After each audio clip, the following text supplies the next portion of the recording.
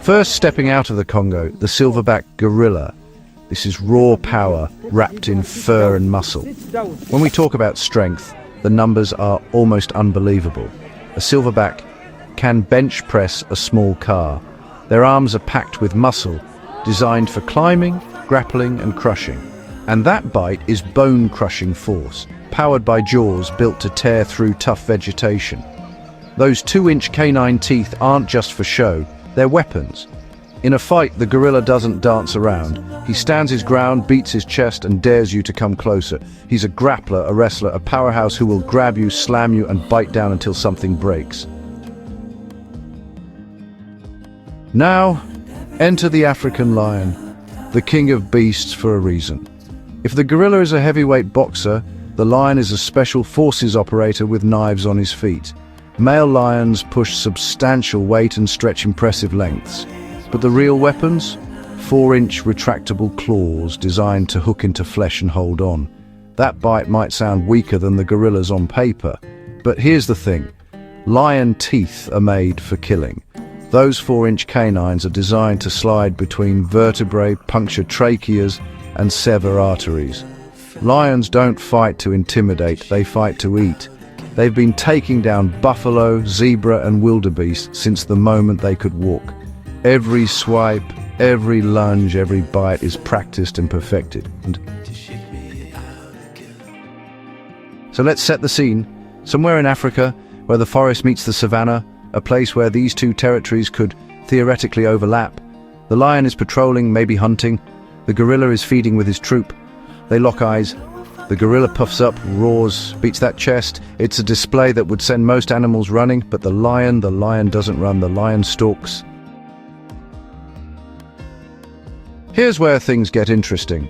The lion is faster, significantly faster in a sprint compared to the gorilla. That speed lets the lion close the distance in seconds. The gorilla holds his ground, arms wide, ready to grapple. The lion pounces. If the lion lands that first strike, targeting the neck or throat with those claws and teeth, this fight ends fast. Lions are precise.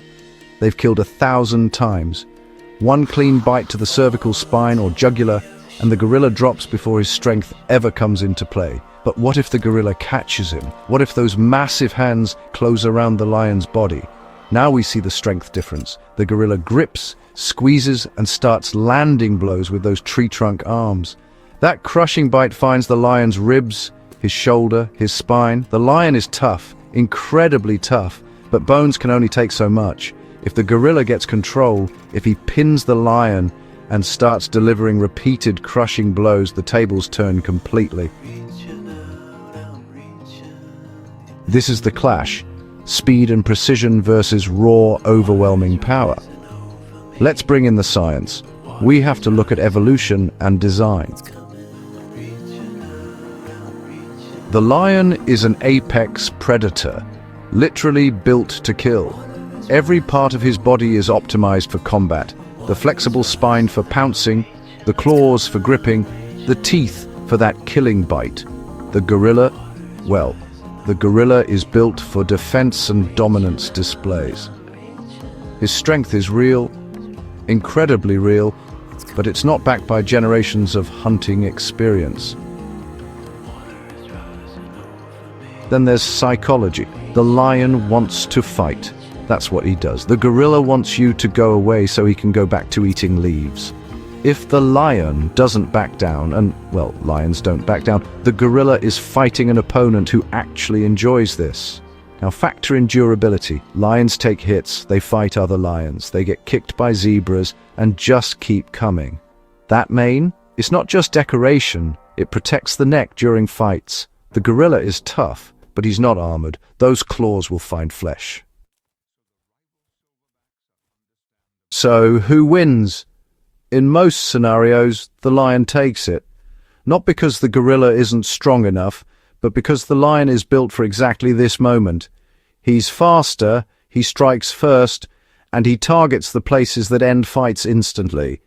The gorilla might land some devastating blows and might even break bones, but the lion's killer instinct and experience usually carry the day. But here's the thing.